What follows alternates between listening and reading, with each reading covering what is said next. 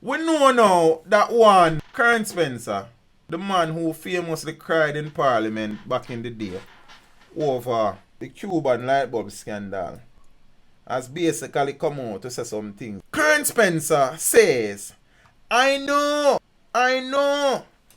the man said, how Reid must be feeling. Former junior minister KERN Spencer says he, more than most persons, would understand the emotional turmoil being faced by discarded education minister RUEL REID. Spencer is one of only 3 politicians who have been charged with a crime in modern Jamaican politics. The other was former minister J.A.G. Smith, who went on to serve jail time for diverting money for personal gain from the farm work program in the 1980s.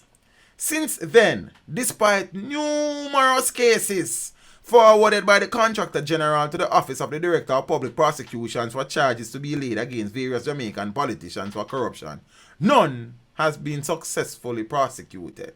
Spencer said that while he understands the public clamoring for politicians to pay the ultimate price for alleged crimes, due process must be considered irrespective of the political leanings of the accused. We don't have no issue with due process, Kern. We don't have no issue with that, you know. And that same due process should be due to every Jamaican citizen, not just some man who have some name. You feel what me as a father, Kern? Big up yourself, Kern. But Kern, you feel learn. And you have to understand, so Jamaicans not trust you. So we not trust you on a serious level, brother. Jamaicans just not trust politicians and them friends, sir. There is just a general feeling in the public that all politicians are corrupt. Yes, sir. And that is a feeling that is out there for whatever reason. What do you mean whatever reason, Mr. Spencer, sir? People have always been suspicious of politicians. I wonder why you think so. And the political process. And even if the truth is staring them in the face, there is no truth related to politicians, Mr. Spencer, sir. It is like there is just this need for the one to pay for all the sins that have been done politically before. The businessman reasoned that things have gone down before in the past on both sides of the political divide that need explanation, but added that what this development has also shown is that no one is above the law. If no one is above the law, then many other politicians would have been arrested in the past, Mr. Spencer, sir. So in my case, I did not and still don't have any ill will against anybody, because I can understand why the public could have been led to feel this way.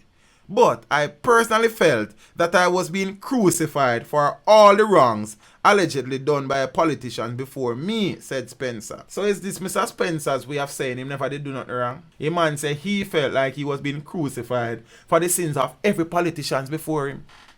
So he never feel like he was being crucified for his own sins. It is like they were saying, we no business enough. We catch one and the good have to go suffer for the bad. What kind of good Mr. Spencer talk about really? We have him in the system and we are going to sacrifice him for all of them. We're going to make an example out of that politician, he said.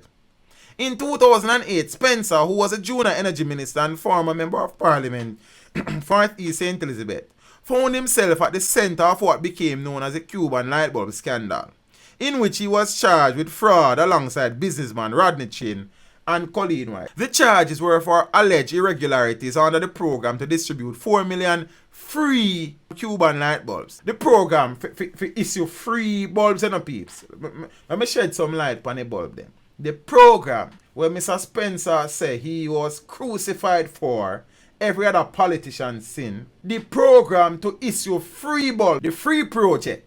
Remember the one peeps. The bulb them free.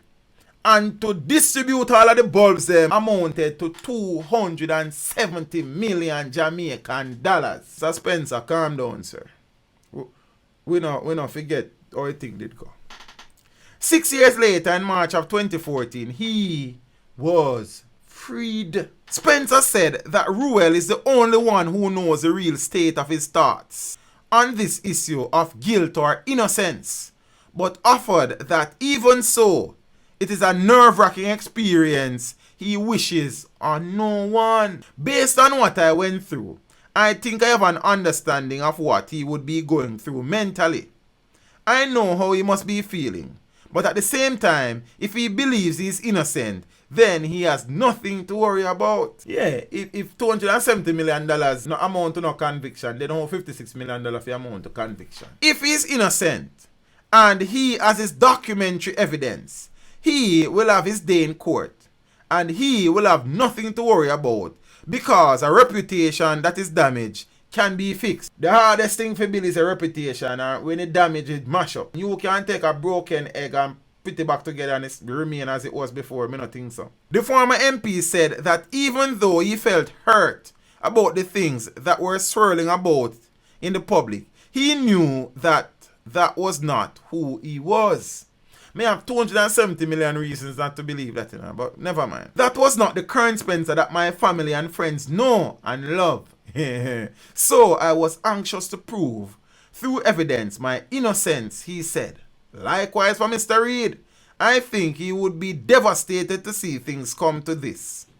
We can only speculate, and I can only assume, based on my experience, I suspect that he would be anxiously waiting to present his side of the story. Jack Mandora, me not choose none.